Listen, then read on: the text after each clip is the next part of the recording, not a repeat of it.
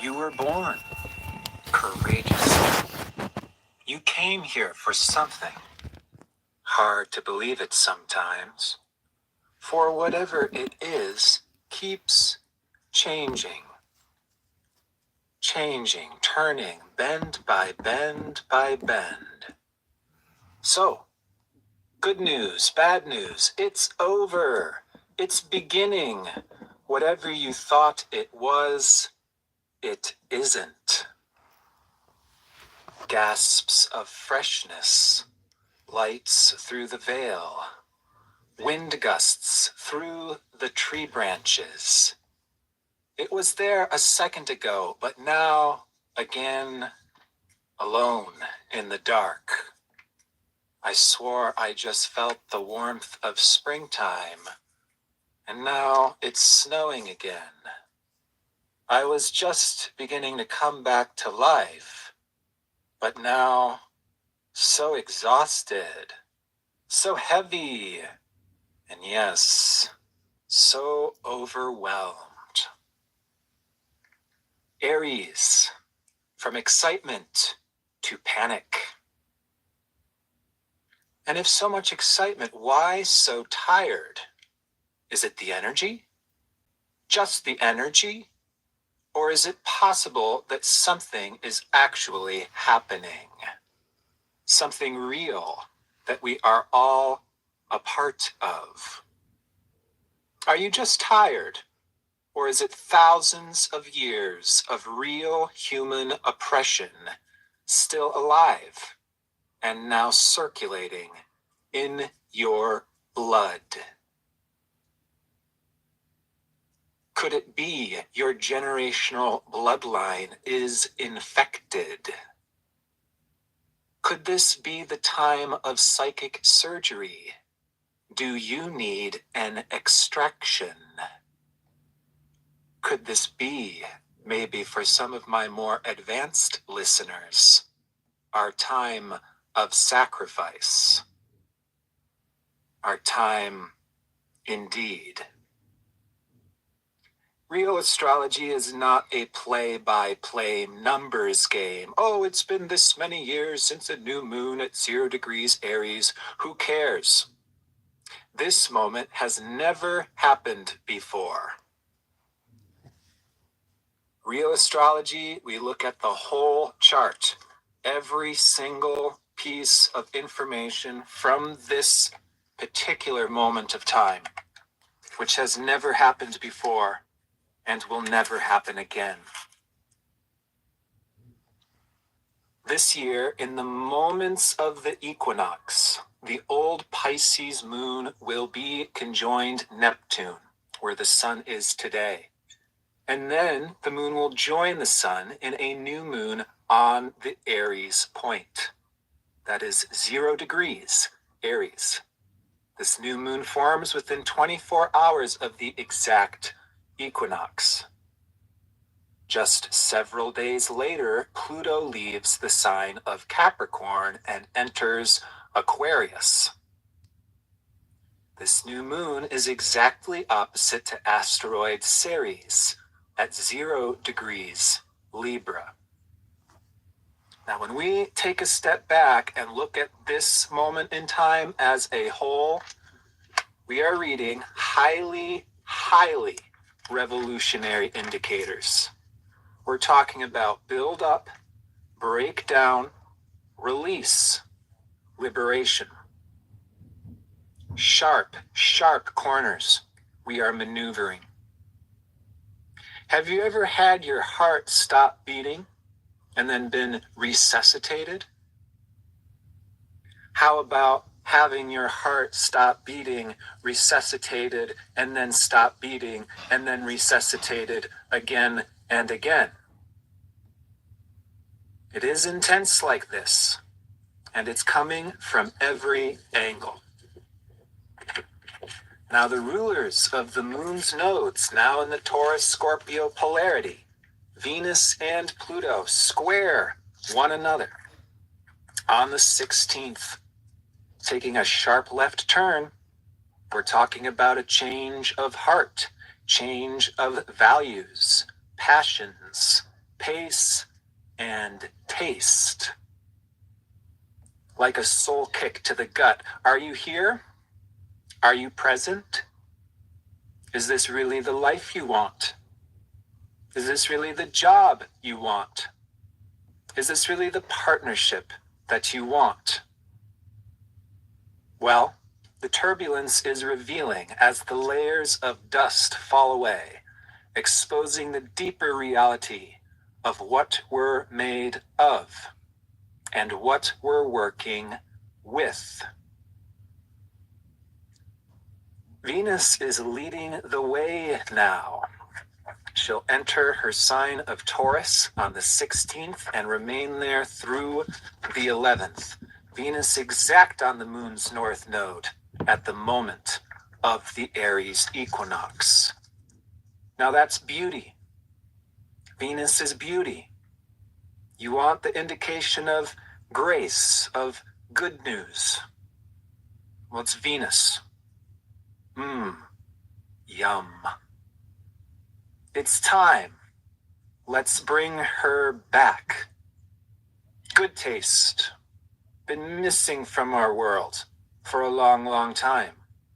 And how about respect for Venus herself? Respect for beauty. Respect for pleasure. Yes, even the word selfish, which contains a negative connotation usually, perhaps it should not be a word we're so afraid of. Perhaps we should not be trying to be a little too humble. Now, beauty. It's in the eye of the beholder. And yes, share your love, but Venus first. Love yourself. Love yourself so much you become everything that you fill yourself with. Now we know, those who tune regularly into these videos, we're doing more than just the play-by-play numbers astrology game. There is a purpose for which we are living our life. And again, there may even be some more advanced magic going on in the background. Venus and the moon are the most feminine planets, which have long been damned and demonized by humanity, as opposed to ulterior dark forces out there to get us. No, it's all been us the entire time. That's the real horror story, maybe even behind and beyond the false one. The false story that we keep ourselves to avoid the responsibility of what it means to be alive, what it means to be human, or the true reality of nature and God. I'm going to be reading a poem titled Lady of Largest Heart that was written by the Sumerian high priestess of the moon temple of Ur and Hidwana. Her poems are some of the earliest known by humanity and comes from a very devotional space as an offering to her central goddess, Inanna, aka Venus. So I'm not sure whether I'll be uploading that here on YouTube or whether it'll be on my Instagram. You may want to play it safe and follow me on Instagram. But this poem is going to deliver the real Venus, the real Inanna, who is still majorly distorted, unknown, mysterious, and indeed damned and demonized by so much of our world. So, a little bit of foreshadowing, Pluto going into Aquarius is going to be mind-blowing. Whatever we think Pluto going into Aquarius is, it's probably going to be different, get weirder, and then get weirder still. Again, I would say the UFOs have not even begun to show up yet. But as we're entering into an Aquarius period, we are revolutionizing our species. And some of these ancient goddesses, including Venus herself, have been thrown under, fallen from grace, since the end of the age of Taurus. Now, as we enter the age of Aquarius, I wonder if some of these fixed sign god and goddesses will be resurrected, coming out of hiding and coming out of projection, scapegoating, and damnation. My job as an astrologer is not simply to chat about the zodiac, but to teach what the zodiac is so we can embrace the totality of our nature and the creation itself. As the moon's north node culminates and completes Taurus in the next several months and then transits into Aries, now through 2024, we are talking about a direction that's moving towards the terrestrial plane. And indeed, this terrestrial plane, as well as so many of the beings, gods, and goddesses that represent the terrestrial, have been damned and demonized. So this is, again, just a little sneak peek, just a little foreshadowing of what's to come as we're going to radically revolutionize some of the perspectives that we're coming from. If you're comfortable remaining in Kansas, I'm sorry. We're leaving Kansas behind. Dorothy's about to enter a new Technicolor reality. And I do think that it can get really, really incredibly amazing to realize Aquarius, the whole and the diverse parts that we are interconnected with, and maybe even starting to map these parts of our consciousness out so we can become truly empowered, maybe even create some useful technology that allows us to return to nature as opposed to becoming separate from it. Okay, so we all need to do something to celebrate Venus, especially this beautiful asteroid Juno Venus conjunction forming on the moon's north node. We're talking about the exact timing of the equinox and the new moon in Aries. So this is real love. This is real enjoyment and taste. It may not be served to us on a silver platter, but we begin by giving heaping spoonfuls of this to ourself. This is a time of being self-directed. This is a time of being sovereign, and that doesn't mean that we have to be alone either. But we will attract the lover by being so full and overspilling with that which we've fed ourself. That which we love is tasty and valuable to us.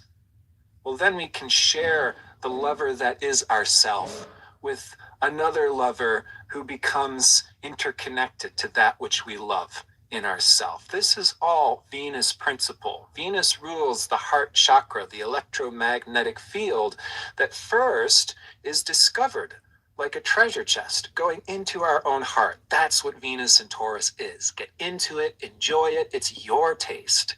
It's your style. That creates an electromagnetic field that attracts people of a similar wavelength who value and appreciate similar things as ourself. Now, speaking of Venus and the moon, the most feminine planets, I personally have them in the sign of Taurus. A part of my life is to demonstrate outrageous Taurus self-indulgence as my own spiritual practice, and maybe encouraging those who are made out of similar essences themselves to not be afraid or bashful, to come out of hiding and celebrate and share that which we are made of. So I know this is maybe a little bit ahead of its time, but personally, and just as an example, though I am a cis male gendered human, I will, when I am Taurus, rich enough to be self-indulgent enough, I'm telling you, I'm going to have a going out outfit for every single lunar sign. In fact, it's a moon in Capricorn, so we might as well get a little cappy today. Now, today, Mars leaves the shadow of his recent retrograde period that began October 30th. Mars retrograde periods tend to be quite challenging because we're having to go through this trial and error of what we want, what's the actual direction to go into, rediscovering our motivation, finding a new momentum. You know, it can be real frictiony. Also, I should mention, all this Aries can really, really play out in terms of physical bodily stuff. A little shady in here. You know, speaking of these generations of ancestry and oppression, I mean, this can first, in our experience, take place in our, emotional experiences, mental experiences. So many people I speak to, they say, oh, I'm not traumatized. My parents didn't beat me and I am not a war veteran. And it's like, okay, but the generations of oppression coming from, if you've read any history book, is there. So these things that can begin even on emotional or mental levels can manifest in physical. And then we're dealing with real health crises. We're dealing with actual 3D challenges. And it's very important for us to understand the interconnectivity of all of these things. People get a little too spiritual. And, we just had Mars square Neptune. That was a big part of this whole retrograde, again, ongoing since last fall, is this discrepancy and this challenge to unite Mars, our will, and our desires with Neptune, the greater purpose and meaning of all of life. And what do? Do we sacrifice all of our desires to be a quote unquote selfless person and become the chaste, priest, monk, priestess, whatever, and just sacrifice ourselves back to humanity? You may have met or are one of those souls that's become so proficient at this, it's just an automatic gesture. You're always being bled out. Now, this is a part of the Jupiter Chiron reality that we can be waking up to right now, is this discrepancy of, wait a minute, is this really working?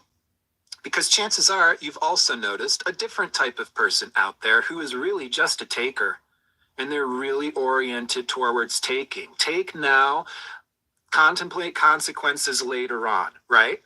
And it's almost like fundamentally different people. I mean, sure, it probably has its roots in PTSD and how we coped from the past and childhood, so on and so forth. But the point is, we do all need to achieve a healthy balance here, do we not? And this brings up this real tension of aligning our desires personal. I want this. I want a big birthday cake. I want to have sex. I want what is sparkly and enjoyable. And we're all going to be teased by this in some way, shape, or form with this Aries time. And we really need this tease because Aries is also the motivation, the energy to get up and get going because we have not gotten it yet. We have not achieved it yet. So much is broken with Mars and Aries as well. The wounded masculine, we've talked about it. Sexual oppression, right, is a theme of the day. I received that feedback post last video, and all I got to say is the sexual revolution hasn't even begun yet. This is just the very early beginning of sexual revolution, and what we're talking about with the whole need to allow freedom and flexibility in the human expression when it comes to gender or any type of expression is this is about human liberation. Absolutely, this is about human rights. But this gender sexual revolution is just beginning. And all of this tension, all of this oppression, all of this bureaucracy, it's a giant slingshot. And that kinetic tension is going to release through uprising, revolution, fast-paced changes. So as much as we, to a certain degree, need to be upset by the horrific things that we see out there in the world, the bureaucracies, the oppression, the man, absolutely. And we should be slinging back. We also need to bear in mind that this oppression, what we're currently experiencing, is not going to be the direction that we're going in. It's like one step back, two steps forward, is going to be this Pluto last degree Capricorn. And it's going to go back and forth between Capricorn and Aquarius this year. Pluto goes into Aquarius on the 23rd of this month, goes back into Capricorn on June 11th, and then completes Capricorn January of 2024. So Pluto on the cusp of Capricorn and Aquarius, 29 degrees to 0 degrees, to 29 degrees to 0 degrees, 2023. Highly revolutionary period, and we're going to see that back and forth. There's going to be this going back into the medieval era, You know, I need everybody to look and sound identical to me in business suits and whitewash everything, right? It's like, it's just a nightmare. And then it launches forward, right? Like, are we actually going to take this seriously? Like I heard, for example, that people, the bureaucracy is going to outlaw, what is it called, drag shows, and it's like, what? I'm sure like that would lead to really horrible things happening, right? There would be incidents of people getting unfairly jailed and people losing money and fighting, like that would happen. But also, what are they going to do? Shut down every drag show, which is just an artistic expression all throughout the country? All I got to say is if they actually make drag show legal, I'm going to hop on that. I would have a lot of fun, especially if it were illegal. And that's the point. What are they actually going to do? Oppress the human expression? It's futile. Nature wins. Humanity's not going to be on this planet forever. Nature's going to win. As sad as we may be to see the suffering that we cause, there are self-correcting mechanisms in nature. And let's take responsibility for the shit that we've created on this planet. Because again, we could always point to external forces and say, oh, this isn't meant. And, nobody, it's kind of meant. Everything is meant. That's not to justify the evil, the pain, but along our journey, we do recognize how even those things are a part of a greater process. And that's not something I push on people, especially when they're going through traumas, going through tough experiences. We never take that perspective, but it is a bit of a, I would say, more advanced spiritual maturity that eventually we will get to, as we recognize how the world and the universe is actually shaping us into becoming where we want to go, despite our inability to understand every step along this journey. And I say that again with total empathy, care, and consideration. Speaking of which, Mars will finally leave Gemini on the 25th of this month. Mars has been in Gemini since August 20th. So if you're a little bit tired of the juggling of the people, places, events, the whole deeper meander of this Mars retrograde period, again, since fall of last year, has really been to discover, self-discover, and then liberate more of the multifaceted nature of ourself. Like you've heard me mention before, I'm not just an astrologer. If I just talked astrology to my camera and clients all day long, I would go crazy.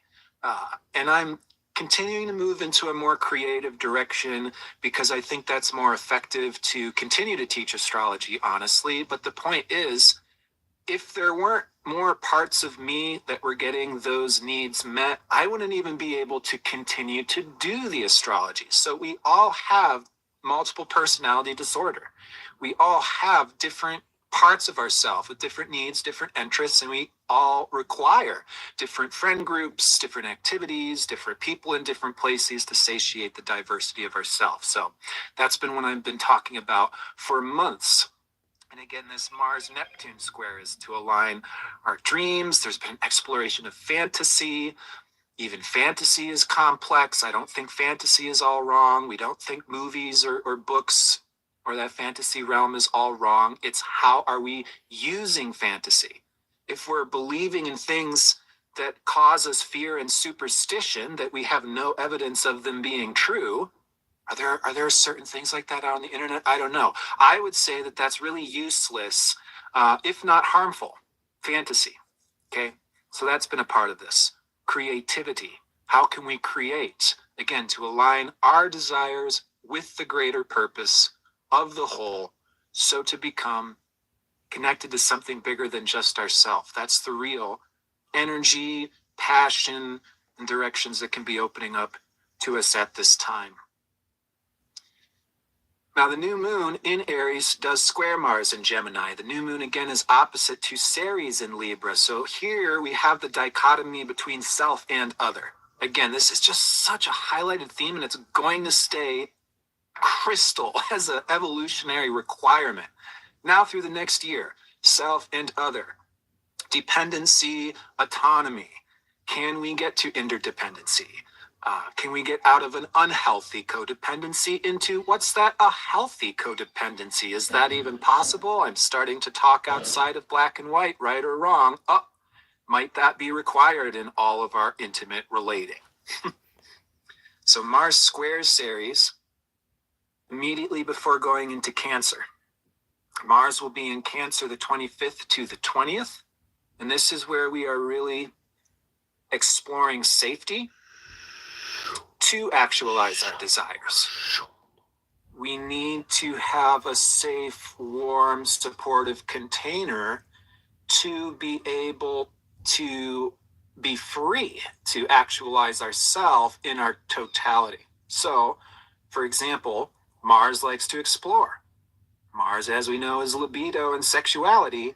Mars in Cancer needs the slowness and the warming up, so to access that heat of sexuality, of direction, of energy, libido, momentum, motivation.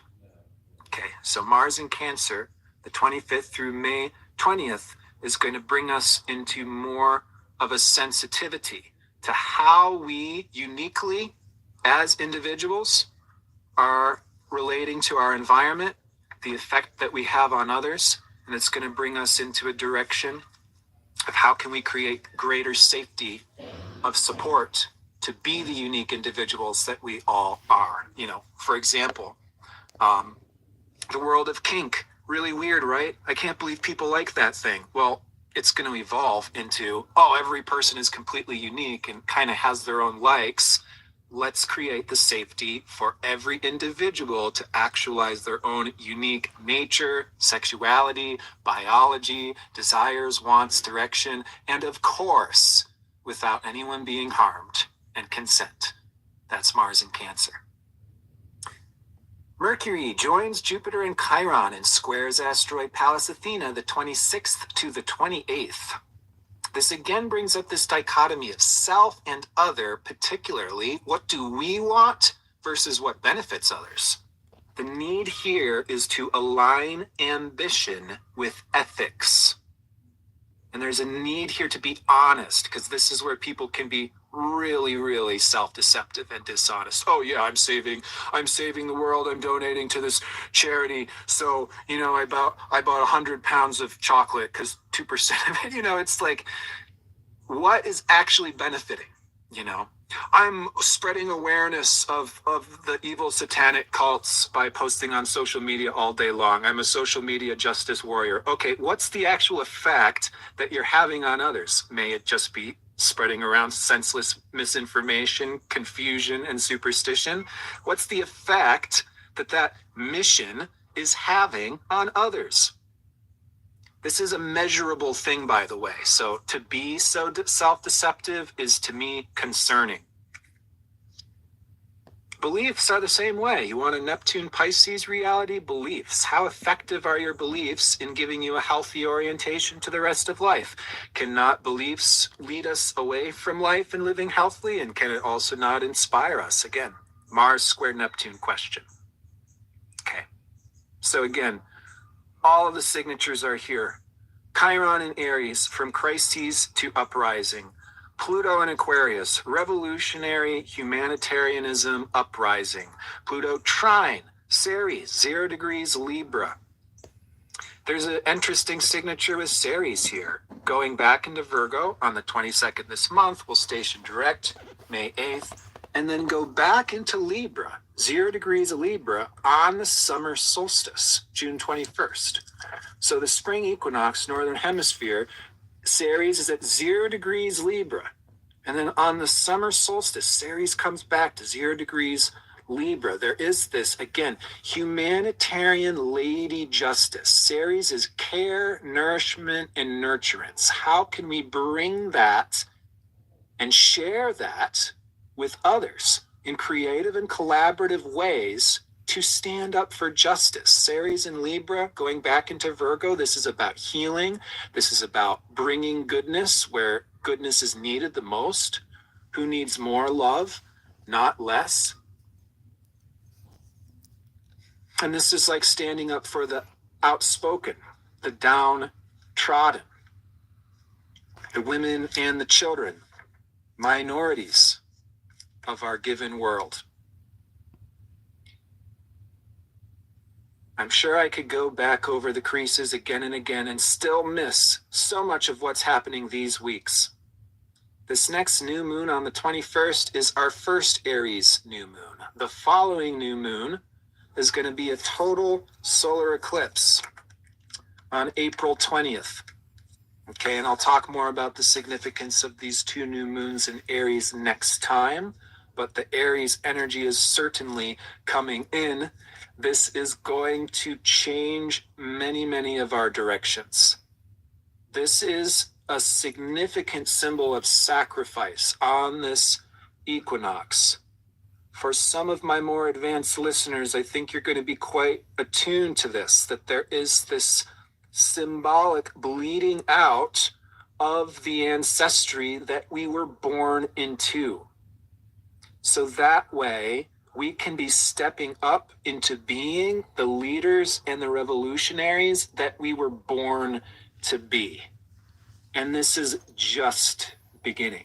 We're going to see these new leaders and pioneers coming forward in the years to come in mind-shattering, earth-quaking, species-revolutionizing, increasing waves. And we're really feeling that build-up now through spring into summer as well, as we spoke about. The waves are increasing intensity.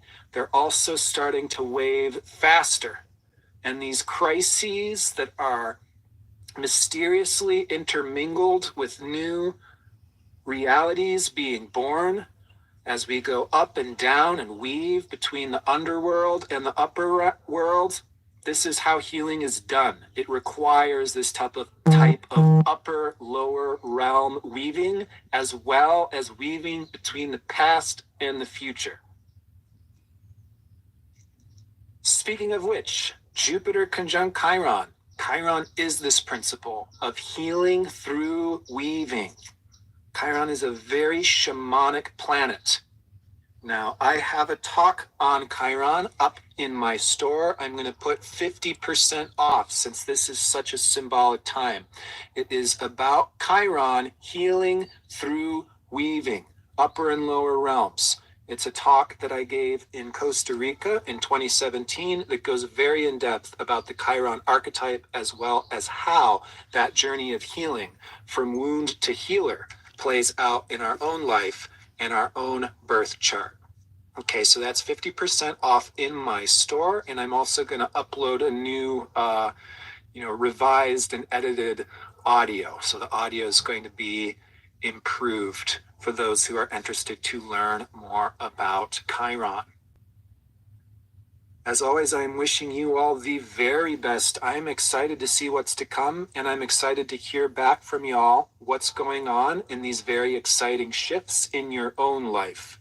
Again, be very graceful on yourself. The heart resurrection, death to rebirth process, it is intense. We've got a community of amazing supportive souls at the RasaLeelaCommunity.com. There's a number of free meetings going on now through the rest of this month. We are hearing from a licensed hypnotherapist. We've got a talented musician bridging the zodiac and astrology, a number of excellent space holders, a new moon DJ every month. So you are more than welcome to come seek other supportive like minds, other geniuses, artists, astrologers, and pioneers as we meander through this incredible experience called life together. We do have each other's backs.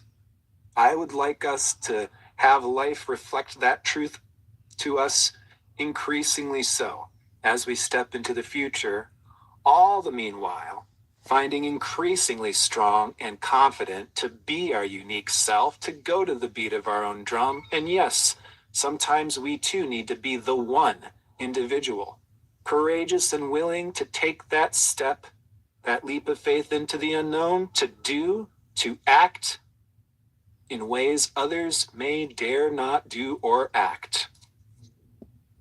I salute you. I commend your bravery. Hail. And again, Haha. Wishing you the best. Hail Abaddon. May all of the forces be with you.